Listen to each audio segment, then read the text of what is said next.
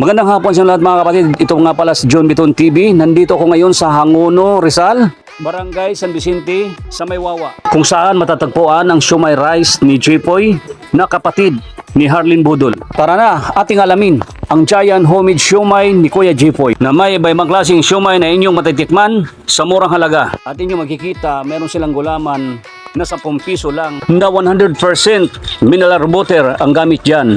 At ang Japanese siomai nila ay nagkakalaga ng 50 pesos at ang pork naman 40 pesos with rice. Kung inyo makikita mga kapatid, talagang malinis, masarap, mabango. Tingin pa lang nakakatakam na. Lalo na kung may tuyo mansi pa. O ano pang hinihintay nyo? Order na! At atin ang tikman.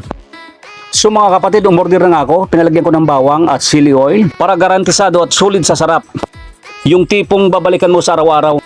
Kaya tara, atin na subukan.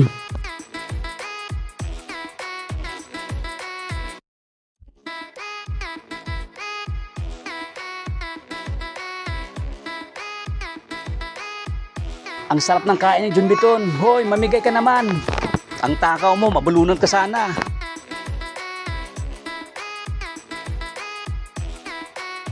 So guys, ang sarap talaga ng pagkain dito. Oh. Kitang-kita nyo naman, oh.